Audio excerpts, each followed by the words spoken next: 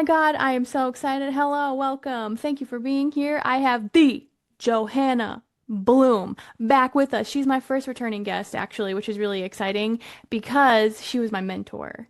And towards the end of our mentorship, our conversations were so illuminating for me and so fun and so magical. And I was learning so much that I was like, Johanna, can I have another, podcast interview with you? Would you be down for that? Because there are some things that we had worked through that I think would be beneficial for so many people to hear.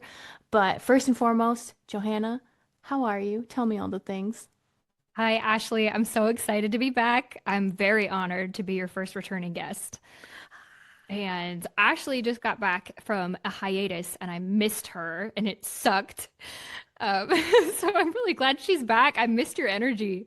Oh, Johanna, thank you. I follow her on TikTok, obviously, and Instagram, and probably Threads, and like all the places.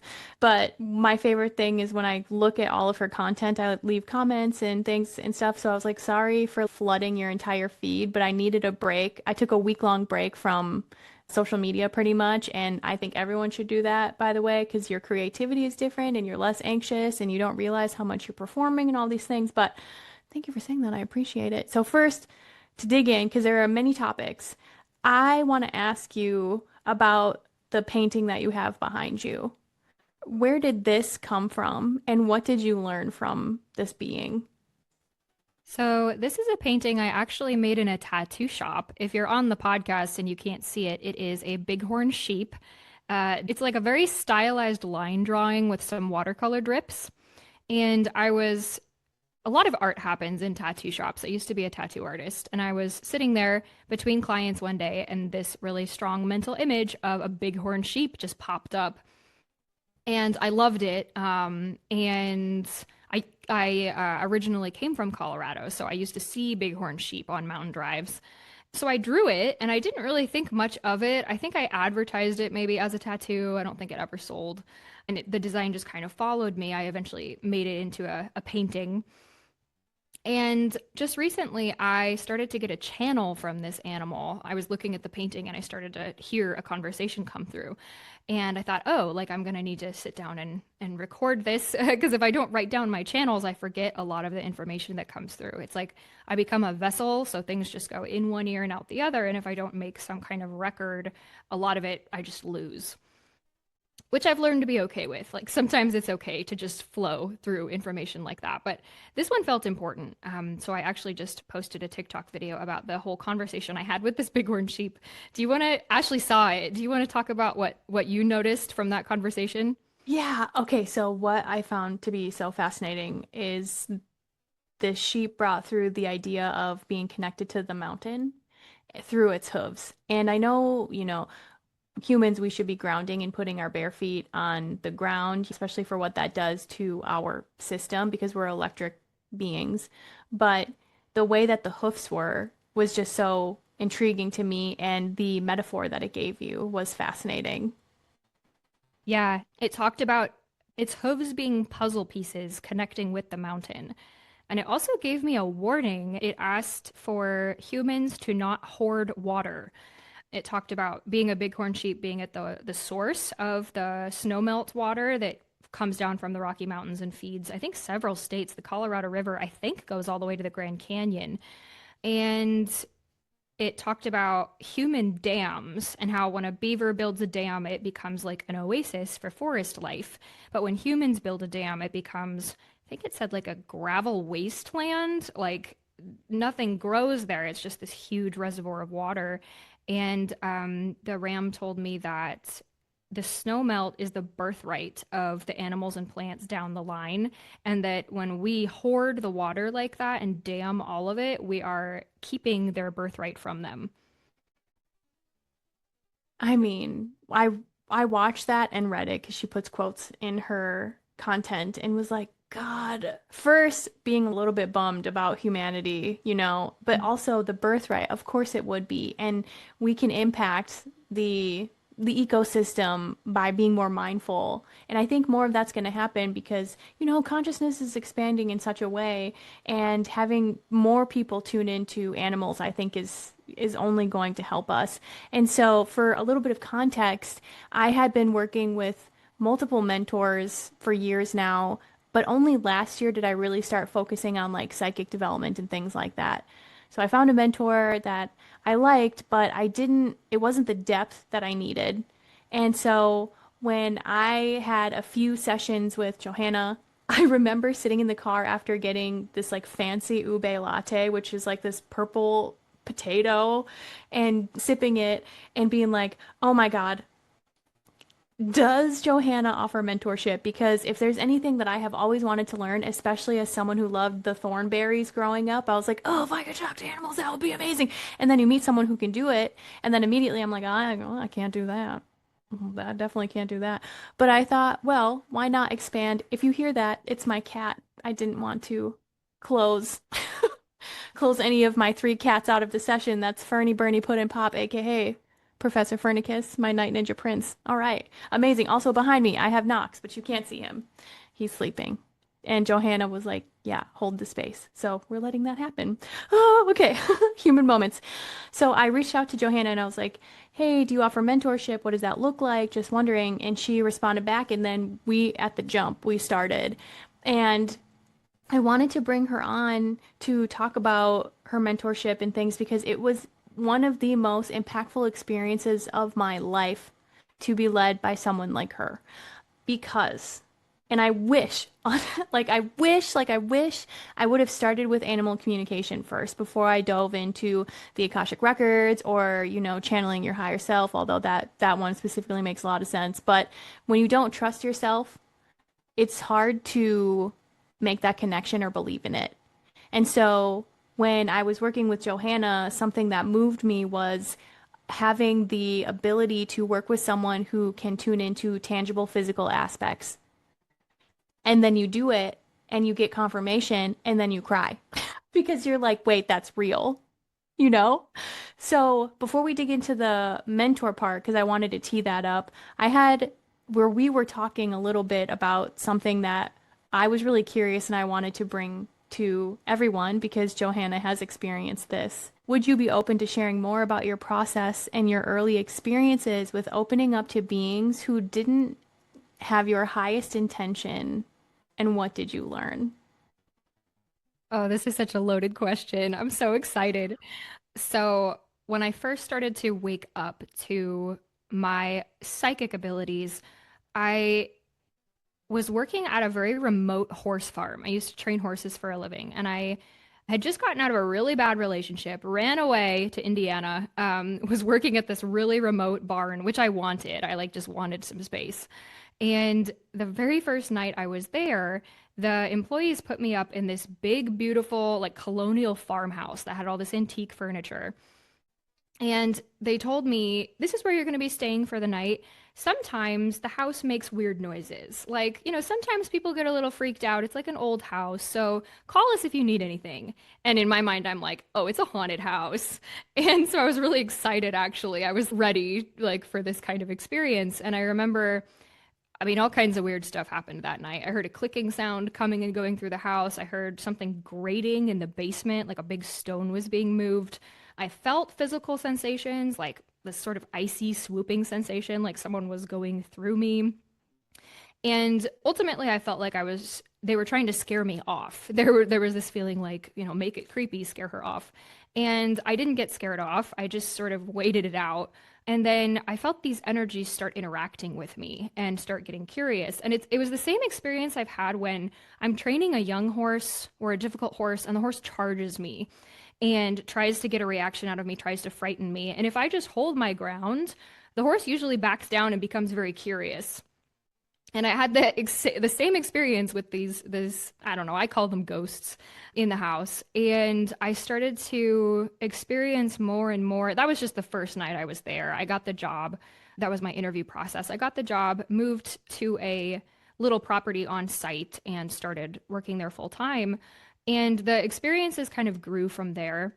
And I had my first confirmation experience, my first time where I had physical evidence that what I was hearing was someone real, was like a real human being who had once walked the earth. Do you want to hear the story? Yes! What? Okay. Bring it. Okay. So I won't use names. I want to keep this anonymous, but there was a couple that owned this farm. It was a very large property, 2,000 acres. And the husband had passed away, and the wife was like 89, 90 years old. And she was still running her horse training business, and that's why she hired me, was to basically finish training the horses that she'd bred, get them to new homes, and sort of close out the business for her. So one day I was sitting in my office right next to the indoor arena, and the door blew open. And it was strange because it wasn't necessarily a windy day, and I felt like a presence enter the room. And I stayed calm because at this point this was fairly normal. Like the paranormal experiences at this place were just crazy. And I was on my phone and I was shopping for a Christmas present for my boss. And I was kind of stumped. I didn't really know her that well. And I heard a voice come from the left side of my head and say very clearly, "Hi, my name is," and it was the man's name who was her late husband. "Do you want some help?" Like right as the door blew open. And I felt fear, but I also was very curious. So I was like, I mean, yeah, what's the worst that could happen? Like let me just open up to this. So I said, "Sure, I'm trying to find a present for your wife." And he said, "Oh, and the word hydrangea dropped into my head. And I didn't even know what that was. I had to Google it. It's a type of flower. And so I was like, well, where am I going to get hydrangeas at Christmas? Like it's winter. So I found just like a little pin, like the kind of old people jewelry that my grandma used to like. And I found one that was a hydrangea. And the voice again specifically told me that I should get a blue one and she would know it was from him. And so I was like, okay, like this is a good little experiment, right? I felt sort of crazy, but I went with it. I ordered the blue one. And people have asked me when I tell this story, what the voice sounded like. And it sounded like me. It sounded like my own voice, but it was coming from a different part of my mind. And it was saying things that I wouldn't say. I mean, it was using words that I didn't even know. So I just kind of went with it and ordered this pin, gave it to my boss for Christmas. She immediately started crying as soon as she saw it and told me about a bush of blue hydrangeas that had used to be located right at the entrance of their house. And it wasn't there anymore. It had died years previously. But and I got brave and I just told her, like, your husband told me to get this for you. Like, this is a present from him. And I thought maybe she would be freaked out. She wasn't. She just said, "Wow, you're very sensitive to spirits." And like put the little pin on a scarf at the entryway. She didn't get out of the house very much because she was very elderly and had a walker and everything. But I noticed it that then anytime I visited the house after that, it was like the first thing I noticed when I came in was a little blue hydrangea pin. And that was the first confirmation I'd ever had that the insights that I got, like this was not my first psychic experience, but it was the first time that I had actually opened up to someone else about it and had this sort of physical confirmation that, wow, this is like a real thing. Like this object, this blue hydrangea connects these two people. One is living, one is not. And I was able to hear him. Like I could hear both sides of it and like bring a message through. Kind of it like really blew my mind. It was a turning point for me. I cannot imagine a more meaningful gift. And to have it be confirmed, and also when you were talking about, and this was something that was helpful in my mentorship with you, is how the information came through and where you felt it, like how you knew. Because for me, I realized in practicing with Johanna that I get it on the opposite side, and I just found that to be so fascinating. And also, what the heck? That is so cool. Okay, so you had a delightful magical experience that confirmed and anchored your gift and like what you received was real. Tell me about the spooky things. So that was the most positive experience I had talking to ghosts. Most of them were way more negative. I had one time where I had a different ghost haunting my personal house, and it used to mess with the garage door at night. Like the garage door would go open and shut all the time. I would get these like waves of strange energy. I'd get these weird nightmares, like faucets would turn on and off, stuff like that. And ultimately, I wasn't too bothered. The staff and I had lots of spooky conversations about it. We like downloaded apps on our phones that were supposed to translate for ghosts. We were curious. We were trying to get to the bottom of it, but there was definitely some very disturbed energy at that ranch. Our theory was the ranch was set on limestone and there was a lot of water. There was a lot of like underground water and which conducts electricity. So we were thinking, oh, maybe this is like a good place for communication to come through just because it's so electric. And I had a coworker who did Reiki. She actually introduced me to Reiki, and did my first sessions there. And she would get impressions about Native Americans who had lived there and about violence that had happened when the area had been basically colonized. And I would get insights. There was this one place in the forest. I used to take the horses riding through the forest. And there was this one section of trees where they would always spook. They would always get really nervous. And one time I went there on foot and I tried to tune in and just and listen. And I got this image of like the creek, this little section of dry creek. All of a sudden it was full of blood. There was like blood running down, and I just got the impression that a murder had happened there. So there was very disturbed energy, and I over the couple years that I worked there, I started to feel exhausted. I was like, I'm really open to this. I want to be open to this. I want to explore it, but it just doesn't feel healthy. It just feels kind of stressful even when I do have conversations. Like I had a conversation with the ghost that lived in my house. His name was Horace.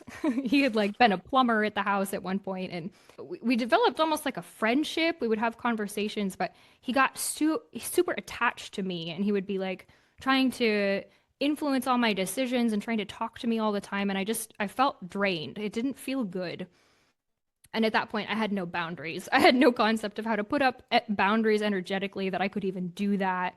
I was still just kind of in this like beginning of my spiritual awakening, just in awe of the experiences in general. And around that time is when I started to experience animal communication too. I started to get images and insights directly from horses while I was riding them, which was very cool and a much more positive experience. And I started to focus on those more because they were productive. I would get insights and I'd be able to work on them and train the horses better. Whereas when I talked to ghosts, it was like I would just be up late at night. I would be exhausted. I would wake up tired. I would have nightmares. And I started to realize it just wasn't helpful. And the late husband who I had talked to that one time, he used to come in and have conversations with me and try to convince me to save the farm. Like somehow I need to get involved, and somehow I need to like change the trajectory. This couple were very disappointed that their grandson, who was going to inherit the farm, was not going to continue breeding horses. To them, it was like this huge loss that he just wanted to do like hay farming, and the breeding operation would end. And for a while, I got sort of wrapped up in this, and I was like, oh, I guess I need to like figure out how to stay here long term. I don't know if they were trying to set me up with him or something, but I eventually had to start setting boundaries. I eventually had to tell this ghost, I can't help you with this. This isn't my job. I'm an employee here. I don't have any influence over what happens to this place. And I read in a book by Sylvia Brown. I started to read and try to study on this stuff. And she said that the best thing you can do is to tell them to go into the light. So I took that advice. And the next time this ghost came and talked to me, I said, hey, I can't help you with this. This isn't my problem. Like, I have a life to live. You need to go cross over to the other side, because obsessing over this thing with the farm isn't good for you. There's not even really a problem here. Like, so what? Like, the farm isn't used for horses anymore. Maybe this place needs a break. There's a lot of like restless spirits here. Maybe we just all need some healing and like return to nature. He actually listened to me and he vanished for a few months. And the next time he came back, I was grooming my horse in my barn, the barn at my house. All the windows blew shut all of a sudden, which was this ghost's signature move. And so I was like, hello, sir. Like, what do you want? And he came in very clearly from the left side while I was grooming my horse and said, you should leave. And I said, what? Like, this is the opposite message that I usually get. And his whole demeanor was different. Instead of trying to manipulate me or pressure me, into serving his purposes, he told me my wife is dying. She doesn't know it yet, but her body, is on a decline. And he apologized for the way she'd been treating me, because she had been spontaneously firing me and then like not remembering later or claiming not to remember later. So my life was really unstable for a few months, where I was like, do I need to find a new job? Am I leaving here? She would cut my pay for no reason. And so it had turned into a really unstable situation for me. And he told me He apologized for the way she was treating me and said that it was just her aging brain and that he wished that I could have known her younger. He asked me not to take it personally and just said, get yourself out. And I did. I think I moved out to the East Coast like a month or two later, and within 2 months, she had passed away. Whoa.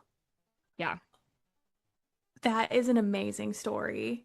Yeah, we kind of came full circle. I mean, we started out with sort of this bond over his wife and me trying to help her. And he did some uncool things trying to manipulate me to serve his. I think the stereotype is true. I think they have unfinished business, whatever obsession, if it's a guilt thing or something that they want to accomplish, and they get obsessed with it and then they can't fully cross over or something, they're somehow stuck. And so then we ended at this place where he pretty much came in and gave me a message that set me free. I have chills. What? That is amazing. It reminds me, I may have told you this, but growing up, my mom started the first paranormal society in my state. Mm. Yeah, and we would go ghost hunting. She had a team, but it wasn't to prove that ghosts were real. Like that was never our aim. Our aim was to help the families who were dealing with this spiritual stuff to find grounded logical answers. Like maybe that drumming sound you're healing is actually your pipes, or maybe there is some electric thing, an issue, right? Trying to make logical answers come to fruition. But so so often the spirit, because my mom can see spirits, so she can see them in their full form, and then I can hear and feel them, but I don't see them as human, right? I see them as light or shadow and things. So for her, she could actually see them, and often it was they didn't want to go to the light yet because they wanted to relay a message to someone, or they wanted to have the person who had murdered them, actually come to justice, and how could we relay that message to that person's loved ones and stuff like that. So it's so cool that you not only came full circle and you made a meaningful impact, but that you also were a conduit for spirit and human, and to put boundaries down because you needed to, and then to have a different experience. What? It was pretty transformative. And I think at that point, I started doing better with my boundaries in general, with like my personal relationships too. And after that, I took some training from my mentor who taught me animal communication and learned how to set intentions and set boundaries anytime I'm entering the psychic world. That way, energies like that who would want to just feed off of me or manipulate me can't even access me in the first place. Yeah, and that was one of the things that I really appreciated learning from you is your framework, because every time you are so intentional, especially before you see clients, right? But even just doing this work in general out of curiosity and connection, you have a framework that is rooted in very precise, clear boundaries, energetically and also from an intention standpoint. And through this process, once you had this framework in place, have you ever encountered like darker negative energies? Yes, but hmm, more like on my own time. I don't think they drop in when I'm doing sessions or anything like that. And I've actually become more wary of interacting with energies like this. My theory is that animals exist on a certain vibration, a certain frequency. And I think that ghosts exist on a lower one. It's a lower vibration. I think there was not a coincidence that when I was wounded and sort of fleeing a bad relationship, that's when I was aligning and speaking to those kinds of energies. And as I healed and moved forward, it just sort of fell away. I think that makes sense. Yeah, I think people who are psychologically vulnerable or wounded or have just been through something, or I think especially if you're in any kind of relationship where your boundaries aren't respected, I think that makes you very vulnerable to influence or to just openness to that whole realm. Yeah, I feel that. It's really interesting actually, because I was in a meditation listening to some sort of songs on YouTube, and as I was in it, I had this thought, oh, I should go into the Akashic Records. And so then I just went into it instead of actually running through. For me, what I learned is that there's a prayer. And it is intention plus, being very clear with what you're doing, why you're there. And I didn't run that. And I remember that night, I started getting extremely hot in my body, like I was sweating, but the room wasn't a volcano of heat. And so I'm like, oh my God, why am I sweating? And then all of a sudden, I hear what sounds like claw marks at the end of my bed. And there were no, like, our cats weren't in there because I have three. And I thought, oh, what have I done? And then I started hearing knocking everywhere, and then I started seeing lights flashing and stuff. And, in the moment when it's pitch black in your room and you hear that, good God. But I realized that outside of not having the framework and intention, that there was a belief in me that harmonized with an energy that I needed to prove through hardship that I could overcome something scary. And that was part of my process. And I didn't appreciate it. But your unconscious mind, like you were talking about, energy is like a radio dial. So if you are tuned into ghosts and they are, a lower level versus wanting to connect to the angelic realm, which is higher, unconsciously you're going to connect with things and you're going to be like, okay, now that we did that, what did we learn? Yeah, what did we learn and maybe how do we move on from it? It ended up being sort of a stepping stool for me, and I appreciate it. I love that it happened. I also would never want to go through it again because it was very intense. Yeah. Oh, just magical things, right? That's why I think you're such a great mentor because you've experienced I was gonna say scale, but the gradient, right, of what can happen and what you can connect with. Also, I am wondering, do you remember when you told me that you had connected with like a galactic being? Yes. Which time was this? I think it's happened a couple times. I just wanted to ask, mainly because there's this thing that I'm seeing in the spiritual space right now where people who have been heavily conditioned through religion, that they are saying that aliens are demons, that they're fallen angels and they're demons, and they cannot see beyond that. And you grew up religious, right? And had to do your own deconditioning. And so I was like wondering, when you went through that experience of connecting with an alien or interdimensional galactic being, right? Knowing that you can connect with the darker forces if you have a belief of fear, or we also have forces who are helping humanity and the earth evolve, and that it can be a very loving experience. I can tell you, I do remember it being a very loving experience when I connected with a being that identified themselves as like from outer space and like here to help humanity. I remember the message that I got, not the specifics, but the overall idea was that Earth is this sort of dark alley where people lock their cars. Like, this is the lowest vibration, what we're experiencing here. And so there's nothing out there that is coming to get us or coming. Oh, I'm remembering it now. There's nothing out there that is coming to get us or coming to harm us. There's no alien that's coming to conquer or, dinosaurs or zombies that are coming to rip us apart. Our fear of that comes from the internalized knowledge that that's what we do to other species. So this fear that there's someone coming to wipe us out, like that's what we do. And that's like our own internalized guilt manifesting. The idea of zombies, I know animals have told me about this, like the human fascination with zombies is the idea that, people would turn on each other and cannibalize each other, but they've told me we're already doing that energetically. It's just sort of zombies are just our physical manifestation for what that feels like. I remember my experiences with ghosts were far more negative than my experiences with aliens or galactic beings.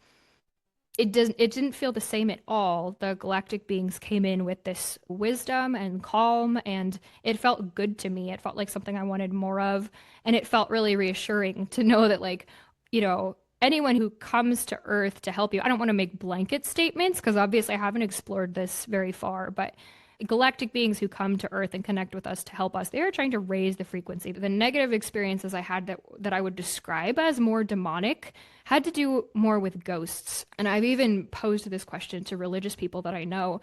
I at this point think that demons are just ghosts. They're just the souls that are not at peace, that sort of linger on the earth and wreak havoc. And I think that's all there is to it. I think that's the closest thing there is to a hell. Like religion uses hell to threaten people so much, and it's like, well, we're already here. It doesn't really get much worse than this.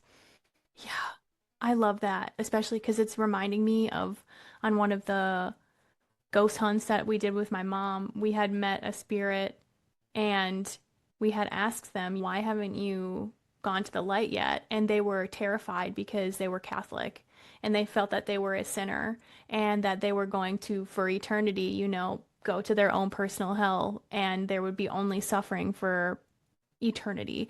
And I just thought that that was so profound. I thought that was so profound because of how deep the belief system goes that would have you believe that source, which we all are, a fractal from the same ray of light. All of us are, even though people have tried to battle me on this, which is weird because I don't want to battle. I just want peace. But they were saying that it's not true and only the Messiah will save your soul. And we have this whole thing right now with the rapture happening and people thinking it's like it's the end of times when really it's the end of time and our connection and really being chained to linear past, present, future and patriarchy systems and systems of control and oppression and fear. And that's coming back to everything is the vibration of fear and when you are tuning into a spirit who may be in suffering or grief or fear and the weight of it, and maybe there's something in you that needed to go through that experience in order to be like, oh, I have something unresolved in me, or the boundary piece, right? Like, I grew up as a people pleaser. We don't rock the boat. There is no conflict, right? But then you go through life and you're like, wow, that was at my detriment. Yes. And I that really resonates with me, and especially this concept that hell isn't like a separate place that you get sent to if you're bad. Rather, it's being stuck between places because that's in my mind what a ghost is. It's someone who doesn't belong in the physical world anymore, but is too afraid or too reluctant to cross to the other side. So they're stuck between. And therefore, they don't have an energy source. They can't eat, they can't receive energy from the sun like a plant would, and they're not connected to source on the other side. So then they have to find someone whose energy to feed off of. Maybe they find someone like me who's just waking up to their psychic abilities and can hear them and can talk to them and even create a sort of relationship. And then they become dependent on me and I become drained. And it goes on until I finally set boundaries. And setting boundaries is so simple. Like I was so surprised once I realized I could do that. I could just say, go away. And they had to. And I was taught growing up that we did sort of touch on energetic boundaries and demonic experiences in a really general way. And we were taught if you have an experience at night with like some creepy energy who you can hear moving around, and a really common symptom is like pressure on your chest. You feel pressure on your chest, you can't breathe, you have like those scary sleep paralysis dreams. All you have to say is, in the name of Jesus, be gone. And I did that for years, and it does work. But I learned after that point too, it's not necessarily the name of Jesus that carries all the power there. It's just me saying, go away. I have authority to tell an unwanted energy that it needs to leave, and it has to leave. Like if I set an energetic boundary, it's just gone. Not to negate anyone's religious beliefs. If you want to use Jesus's name, by all means, go for it. But I also think that touches on your point about the rapture, about someone's coming to save me. Things are bad. Jesus has to come back and save me. It's outsourcing our own power and it's putting us in a state of helplessness where we are dependent on someone else to come in and fix all of this. And then it sort of releases us also from any accountability or responsibility for like, well, what part do we humans have in the way the world looks right now and the fact that we all feel like we're in the end times? And I don't think that's necessarily healthy. For me, it was a really powerful experience to just learn about my own autonomy and learn that I can set energetic boundaries. I don't have to actually call upon a religious figure to come save me in any of these contexts. I have the authority to do that. I have the authority to save myself and set my own boundaries at any moment. Yes. Oh man. It's just It's so good because it's reminding me I grew up part Catholic, part spiritual because my mom practiced one and my dad practiced the other, which I think was on purpose from a soul development plan so that I could understand the framework that people are coming from, specifically from fear and hierarchy and control. Because isn't it interesting that, at least in religion and in patriarchy and capitalism, there's a top of the pyramid. And if you are good and worthy, that's where all the things are, right? But you have to submit and you have to be able to have someone above you be the source of power. If we realize that the truth of our being, that we would thrive in like a matriarchy system and we would thrive in circles instead of hierarchies, what would happen? And if there is no one outside of you who is greater or better, I just made a word, better than you, who's more powerful than you, who is more worthy than you, then what does that make that mean about you and our power? Oh, It's so true. It's amazing. And it's amazing when you start to tap into the magic that is inherent to the human experience. Like, I mean, animal communication, if you told me just a few years ago that it was possible to actually hear our animals' thoughts, it sounded like something out of a fantasy novel, and now it's my daily life. And I introduce people to this, and it's so magical to them. And to me, it's now the new normal. It's like, well, this is just reality now, where we all have very magical abilities to connect with each other on an energetic level. And people have developed this in all kinds of different ways. And this just should be normal. Like, this is the world everyone should live in. yeah, I've seen it multiple times. One in your book, which we're going to get to, but in your content where it's like this is actually your first language is telepathy and you're remembering it. But it's interesting when we have these ideas like, we have moments. I think many people have had moments of telepathy or telepathy, which is where your heart connects and you receive information with your partner, right? Or you guys have the same thought or the same song lyric is playing and you're like, "Oh my God, like where did you hear that song?" What? Okay, in your head, right? Or in your heart. But to actually watch someone have communication with animals in a way where not only does Johanna nail physical details or medical things, right? Their characteristics of animals she's never even seen before, your pets, bringing through information that resonates with people so much so, like me, that cry because I cannot believe that you would pull through something like that that is so specific for me. It's important because it means that I've seen you do this, my mirror neurons in my unconscious mind understand if that's possible for her as a human, it's possible for me. I mean, what? And so it's so cool that you're leading by example. And like you said, this is your reality now.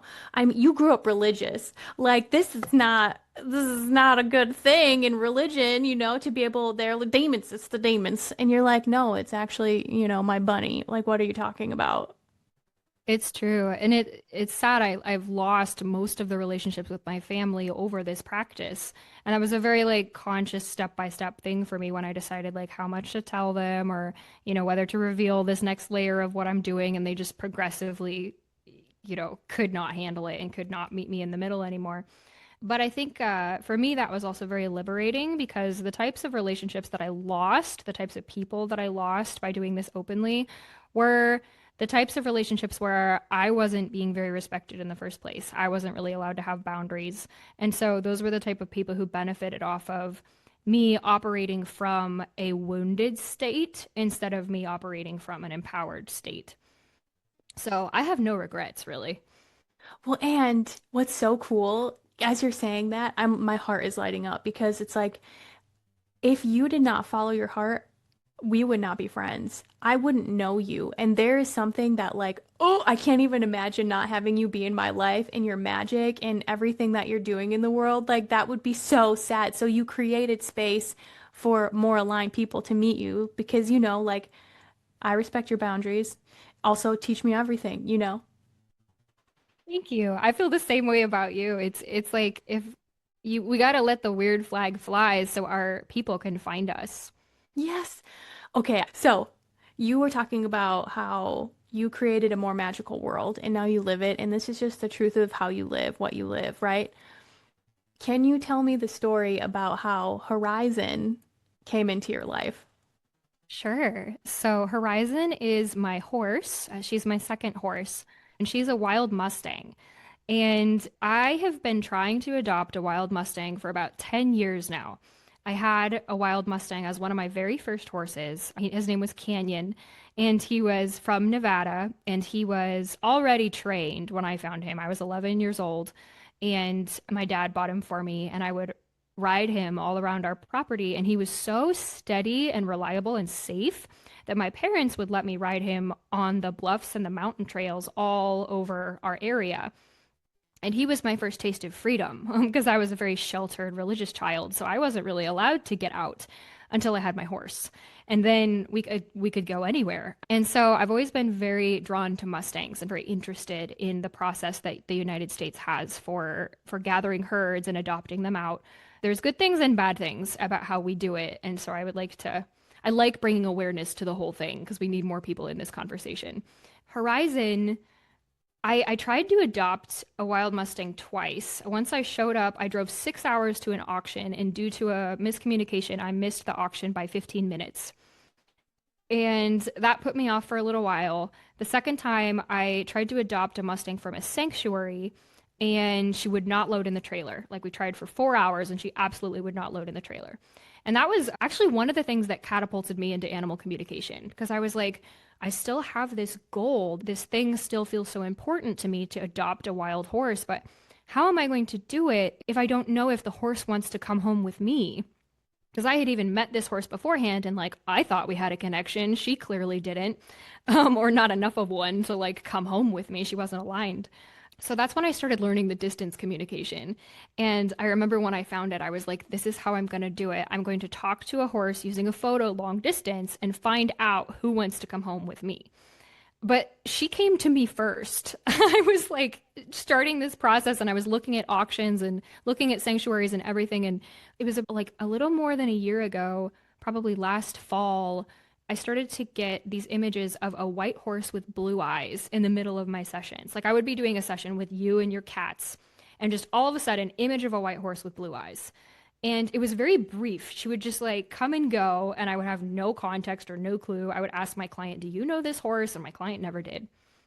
And it happened enough times that I was like, this is a pattern now. Like there's a horse trying to drop in on me, but she's shy. Like it was like trying to grab wet soap. Like anytime I actually focused on her, she would just vanish. So I asked my mentor to channel with me, and between the two of us, we managed to get some more information. And we got the same image about the front, the shape of the front of her nose being a little bit convex. We got the same colors. We got the same impressions about this being a really young horse. And the idea that she was thinking about coming home with me, like she was interested. And it was almost like we dated for a few months. Like we kind of got to know each other. She would let me channel with her more and more directly. And she wouldn't ever exactly answer me when I asked her, like, do you want to come home with me? How do I find you? It would always kind of be like, I don't know. Like she would get vague about it. But there was one day I had just visited wild mustangs in Arizona. I had flown out there to go look at the Salt River and like photograph some wild mustangs. It was the first time I'd seen them in real life, so it was a very magical experience for me. And I was on the plane on the way home, and my friend texted me a picture of a white horse with blue eyes and said, "Hey, this horse is in the auction. Is this the one?" And I looked at her and I did a channel on the plane, like in the air. I was like channeling with her and I got a match. It felt like the same energy. And she was a lot older than I had expected. I had been watching the auctions, but she had presented herself as so young and sort of timid that I was looking for like a foal, like a baby horse. This horse was 2 years old. And so I had missed her in my filters. But my friend had found her and sent her over. And I bid on her and I won the auction. And then just this summer, she came out. And I had to have her shipped all the way from Nevada. She's from Nevada, just like my first Mustang, all the way from Nevada to Pennsylvania. And the most magical moment for me was that she loaded herself directly in the trailer. I didn't even put any pressure on her. We just sort of opened up the chute and she walked right on. And especially after that last experience where we'd been trying and trying for 4 hours to get this horse in the trailer, to have this one just be like, okay. I was like, oh, this is my horse. Right. Oh, also a wild Mustang, you know, just walking in on something that you're like, what? You have you done this before? And to feel that happen, to crystallize in your reality, and for you guys to meet. So when you guys were connecting, when she came to you, because she came from Nevada, and you live in a different state now, don't you? Pennsylvania. Oh, okay, yeah, with winter, right? So I'm wondering, how has that process been going? Because you can speak with her. What have you been learning from her? Because I had a session with her through Johanna, which was like so amazing, and I'm going to speak to it. But first, for you, what has she been teaching you? She is amazingly mature and she has such a strong sense of boundaries, which is incredible to me because I had to learn that. It should be like 30 years to learn how to have boundaries. And she just has it so naturally. She'll set them with me all the time in a very direct and kind way. And I think my horse training experience helps because I also know not to push her when she sets a boundary. I'm like, okay, we don't need to do the dominance thing. Like that's her saying no. But the one we've been working through recently, she told me that she would not allow me to trim her hooves until the weather warmed up. And I did not like this boundary because it's been 6 months since I adopted her, and her hooves are uneven. They're growing unevenly, and I've been trying every single day to handle her feet and to teach her how to do this. And she just didn't make any progress. Most other things she made really rapid progress, but this one thing she just couldn't do it. She told me that she wanted extra foot during the winter. She did not want her feet short when she wanted insulation between her foot and the ground. I had been gently trying to push back on this boundary for months, and just today, actually, just this week, it finally warmed up and it got up into the 40s and the 50s. And I went through my normal routine trying to lift her feet, and she lets me hold them for like a second and then slams them back down. Just this week, she suddenly started letting me work on them. Just out of nowhere, out of the blue, like big, complete, like 180-degree transformation, and it lines up exactly with what she told me about waiting until the weather warms up. Boundaries, ladies. Okay, first and foremost. But also, I remember because we were jamming on a session, and this will come up again, but she is also teaching you about the frequency of abundance. Yes, that's true too. When she entered my life, I remember the day I was supposed to go pick her up from the auction. We had a trailer delay. Like the shipping company I was using decided to wait another day or two to go pick her up. And I was very upset because I was so excited and I wanted to meet her so badly. And I talked to her about it. And she said, actually, I manifested this delay because I'm tired. And I'm in this energy of urgency, right? Like trying to make this thing happen that I've wanted for like 10 years. And she was just so calm about it. And she just said, like, why would we hurry? Like, I just don't feel well yet. I've had a very long trip and I'm happy for the delay. And she was just not bothered about it. And she's brought that energy. As soon as I adopted her, my whole life changed. Like I was engaged, I was in a relationship. The whole thing just suddenly catastrophically fell through. I had to move out. I had to move into my own place. One of my horses got diagnosed with a disease. Like all of these things just happened at the same time. My cat had to have surgery.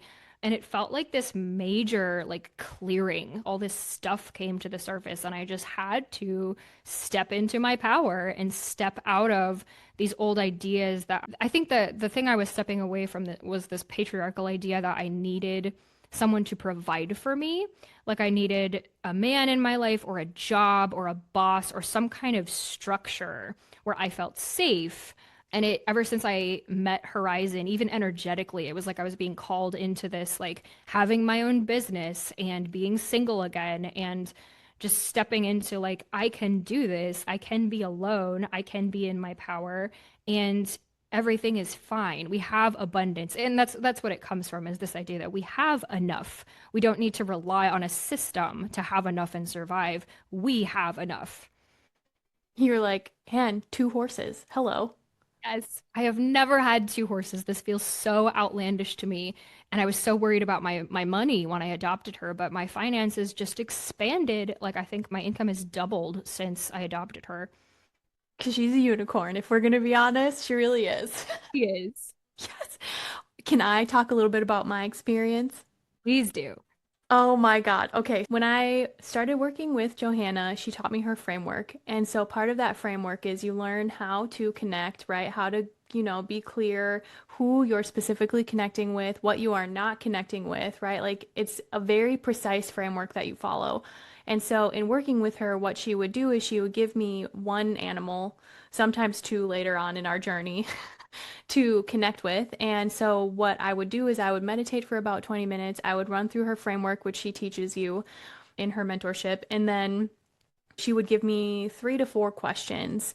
And then at the end, it's like also asking them, what did I do well? What could I do better? Which was also confronting and great. But I would have these questions, I would go in, and I remember first meeting her horse, Diddy.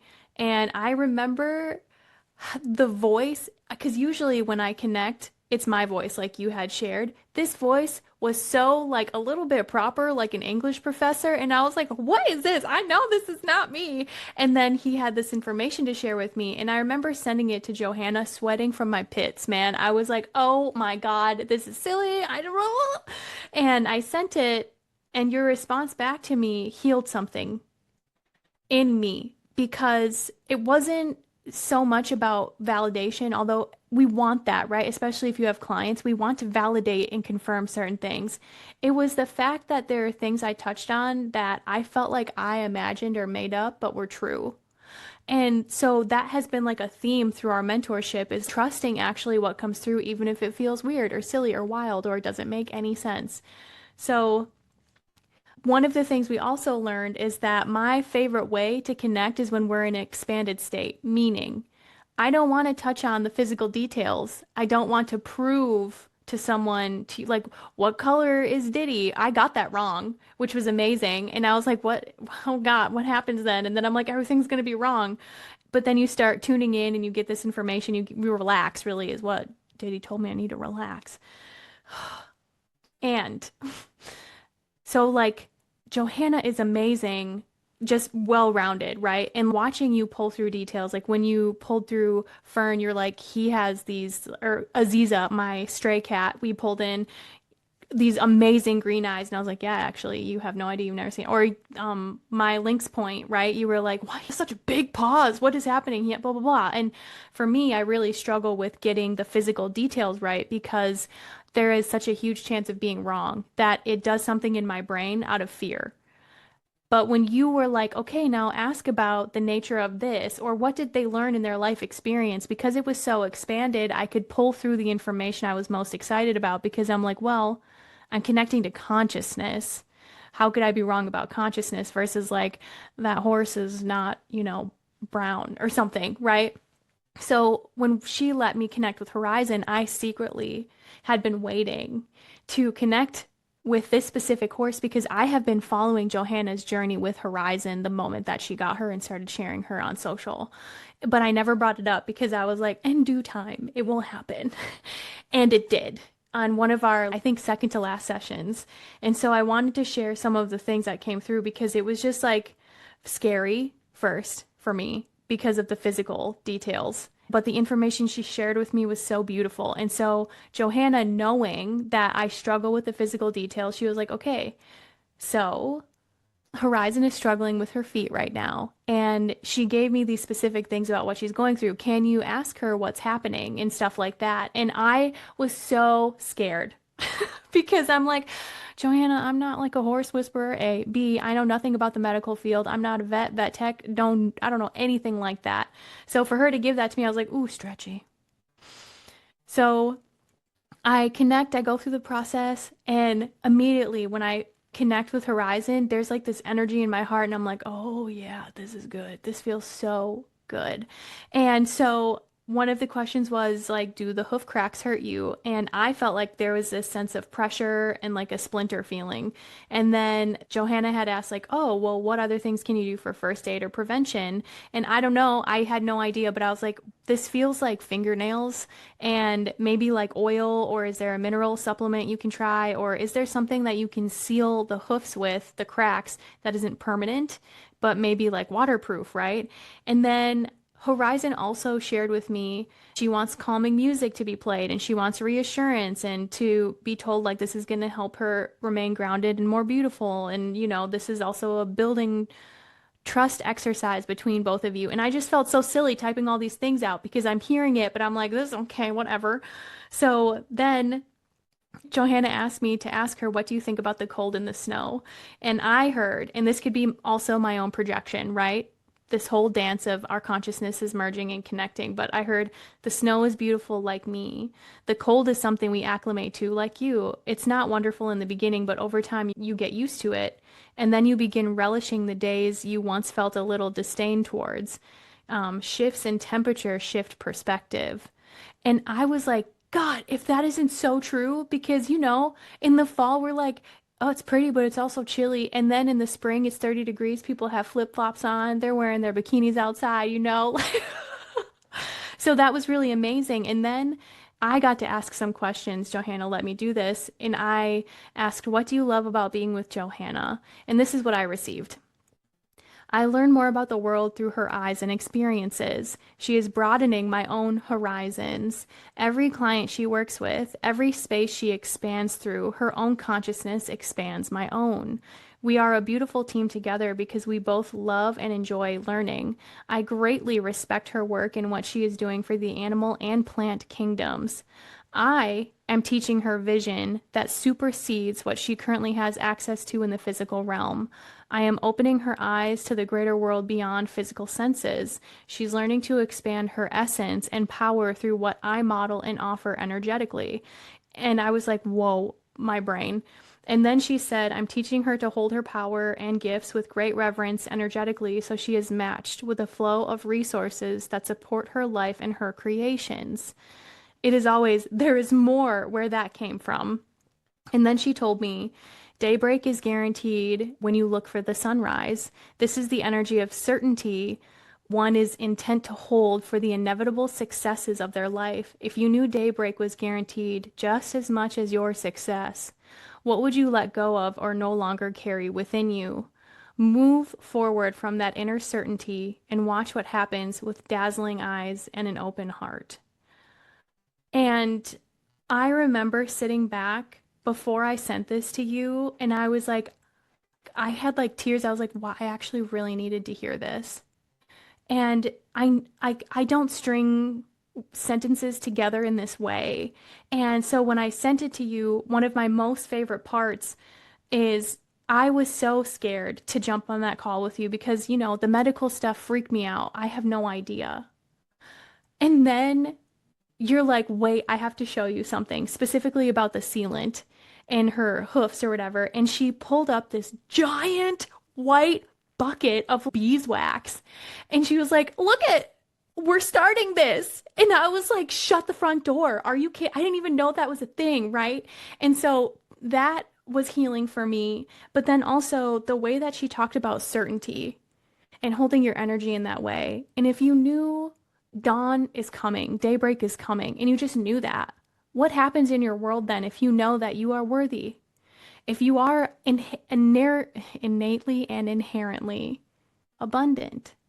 And so it was just like a really transformative experience that I wanted to speak to because I'm not the only one who has benefited from Horizon's wisdom, right? Like you have these clients who are working with your other animals or even animal bridge communication with your pets who have gone to the other side. So it's just like, I just wanted to say all of that and get it off my chest. Thank you so much.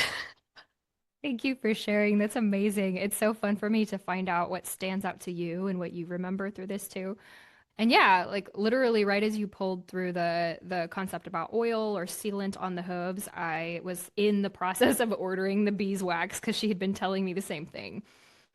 Your insight, she told you to have me play soft music while I worked with her, and that was the turning point between being able to like regularly lift her feet at all. Sometimes she would refuse to lift them in the first place. As long as I was playing music, she would at least let me pick them up.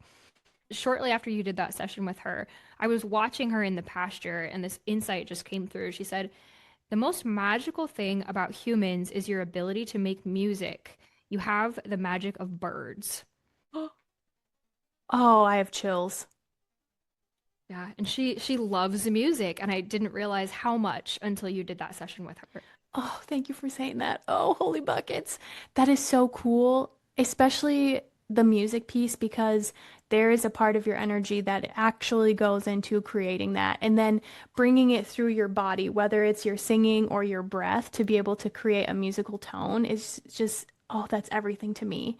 And I wanted to speak to some of the things that I had learned from you because I think it's important. Even for just finding a mentor, really feel into someone that you resonate with, right? I had a few, I think 3 or 4 sessions with you because I have like 5 animals. And at some point, I was like, listen, I got to learn from her. So I think it's important that you sit and you resonate and you ask questions, right? And see, how does it feel to be in her presence? Do I feel like I can learn something? But with you, I learned to trust myself in such a way that I didn't even know was possible. And I still have moments where I slip up because the ego, right? But when we started working together around the physical traits and, just like nailing it in ways that I didn't even know were possible. That's why I thought, I wish I could have gone back in time and started with animal communication before I started digging into channeling or the Akashic records or anything like that. And I think it would just benefit people so much to have a physical, tangible thing instead of like the Akashic records, like there is this information about this past life or this future life, blah, blah, blah. But you're like, this is your cat, Burnaby or whatever. And did you get the traits right? Yeah, that physical evidence is a big deal. I've talked with this about two other animal communicators. This like it ends up being a step stool because it proves to you you have the physical proof that this is real. I remember my first animal communication, my first distance session.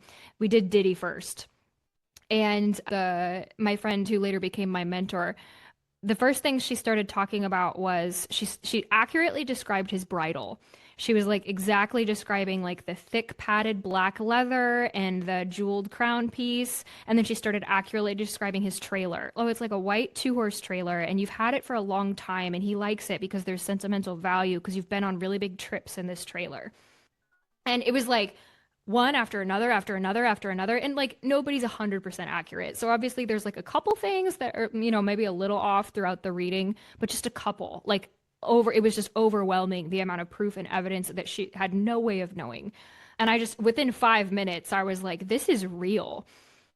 She is talking to my horse. And then the things that came through after that, the emotional things that I really needed to hear about working together with him and the fact that he actually liked working with me and like the goals that he had that actually matched mine. Because I was so afraid that I was like pushing my own agenda onto him. Does he even want to be doing these shows? It turns out he does. He's completely on the same page, and that's why we're together. And I now get to give that experience to other people. And I've actually shifted this year. I've noticed I've been doing a lot more students in 2026. It's just kind of how it's happened. But I get to teach other people how to do this and like that magical moment where they connect with an animal they've never seen and they start pulling through accurate information it always feels like you're making it up. And I've had this conversation with actually 2 students this week, which is funny. It's coming up a lot. That feeling that like it feels like I'm imagining it. I think that's actually one of the confirmation details that you're doing it right. Because when our brain normally processes information through the filter of our experiences, and we're used to pulling from that. If we're saying something, if we're coming up with something, it's based on what we know. And this is not. This is, us being an instrument and things are just coming in one ear and out the other. The best way I've heard it described is we're just syncing to a frequency that another being is already on. And so it's just the same information is now flowing through both of us. And people getting to have that experience and realize like things just come and go and we actually become a lot more forgetful. I tell my students you need to be writing things down. If something important comes through, write it down because you're going to forget it within hours or days because it's not going through your normal circuit processing that stores memories. It's just in one ear and out the other. And so that feeling that you're making it up is actually like part of what makes it real because it's not coming from the same part of your brain that you're used to using. I love that. And that was so helpful for me because I'm like, I'm imagining this. And then it's like, well, yeah, first and foremost, if this is a being that has not been in your life and you can't pull from it, how would you know? And the other part is, and I think this is going to change in our lifetime, but I think it's why they train imagination out of kids. I remember being so imaginative and curious and playful and lighthearted as a child, and like you could make up games on the spot, right? Like whatever it was. And then you become an adult and it's not safe anymore, and that actually it's looked down upon and it's not okay. And you start getting into these intuition realms where imagination is a different frequency, and it makes so much sense. And one of the things I had a session with Johanna as part of our mentorship where we got to connect with two of my dogs who are on the other side. And they kept driving home that I need to stop looking at all of the ways I was doing it wrong and stop trying to like prove yourself to be wrong and instead look at all of the things that you have been doing right, all of the messages you've pulled through that nailed it. And I remember sitting back like, that is such a problem, isn't it? And that has been so hindering to me on my journey because what if I get it wrong? If I get it wrong, I'm a failure. I'm going to be outcasted. No one's going to want to work with me again. It's going to be awful. And one of the things that you taught me is like humans aren't going to get it 100% correct every time. And when I heard that as someone who is actually doing this in the field like every day, I was like, "Oh, okay, well, it's fine. Hey, y'all, I'm human. That's cool. I'm not going to always get it right." And the pressure that like the way that that pressure just you relax. And that's how we connect is by being relaxed. That's part of why meditation is part of your process. It's so important and it's so insidious, this like perfection, this idea that, and our brain is so active trying to protect us from being wrong because there's such social consequences to being wrong, and we're so integrated that way. It's like it's biological safety is we don't want to be wrong. We don't want to, say something that is too triggering to the rest of the group because then we're out on our own. And you have to almost override that survival instinct for a little while when you first start doing this. Like, this is not going to be acceptable to the rest of my species. And that's very scary. I hope that someday that's not a factor. I hope someday this is normalized and practicing this, learning this as a language is taught in school. And it becomes like something that you can develop your skills in, you can develop your accuracy certainly, and so I'm sure some people are more accurate than others, but it doesn't become this like if I get one thing wrong then the whole thing's a bust. Yeah. Well, and this reminds me, I was listening to the telepathy tapes and they were talking about how there are mind sight schools popping up all over, mainly in India and China, and how they're training their youth for psychic abilities and telepathy and things. And they shared one story of this little girl who was crushing it. Like she can read books with a complete blackout blindfold behind her head. She can get everything perfectly correct. She'll nail it every single time, which is like here in the US, we would find that shocking. There, they're like, well, yeah, everyone can do this. And they were talking about how during the class, her father, who had never come, who was in academics, was sitting outside of the glass. And he was so curious because he was watching her like absolutely knock it out of the park and he had never seen her do this before. So he got up out of his chair, went to grab the handle, and the moment he grabbed the handle, she couldn't do it because she calibrated to his belief. And so I think that's why it's so important and why I was so excited because working with Johanna is safety. Every time I worked with you, even though I was so afraid to send you what I had, I knew I'm not going to be judged. I knew you were going to celebrate the things I got right and that we would dig into the things that maybe I distorted or got wrong and we would play with that. And it wasn't this like you can't do this, you're wrong, this isn't okay or that's not real. You were like "Oh, yeah, we'll just dig into it." Like it wasn't a thing, you know? It wasn't this like pressure to perform. It was like we're just playing. Oh, that makes me so happy. Thank you. That's the highest compliment. I just love you so much. I love you too. I'm so glad we met. Me too. Oh my God. Okay. So my favorite thing is that Johanna launched a book wrote a book, published a book, and it is completely and fully like she has her art in here. Wait, I love it. And so I wanted to share two of my favorite quotes, if that's okay. Of course. Okay. So you had shared from a cat. I'm an old soul, but I'm disguised by my goofiness. Humans think that the ultimate goal of enlightenment is intellectual knowledge. That's somewhat true, but joy is the highest frequency. I'm here to show that many of the most enlightened beings are the silliest. Oh, I love that one. it's so good because we were just talking about being playful. Duh. Okay, and then you also, I have many in here because a lot of people struggle with death. You have in here, when you're thinking about me, I'm probably there. On our network, all you have to do is visualize someone and it signals them to come in energetically. So if you think of me or visualize me while you're doing something, I'll come do it with you. I wanted to bring that to you. And the reason why I wanted to speak to this book is because outside of it being absolutely amazing, and I loved every second of it, and you will laugh and you will cry, she also talks about the channeling piece and she talks about mentorship. So this is more than just a quote book. It will literally change you. And I wanted to bring Johanna on today because she has been one of the most profound mentors of my life. And I just appreciate you and respect you and love you so much. And I'm so proud of everything that you are doing. Thank you so much. I mean, this book wouldn't be possible without you. Ashley connected me to the publisher who I used. I actually self-published, but she taught me how to do it. And I've never, oh my gosh, it would have taken me 10 years to figure out how to do all the things that she already knows. So you directed me to that and you helped me edit all the different versions of it. And it's fully happened because of you. Thank So you. thank you. We did this together. We did. And I'm so honored. Like when I saw my name in there, I was like, oh my God, I'm famous. Yes.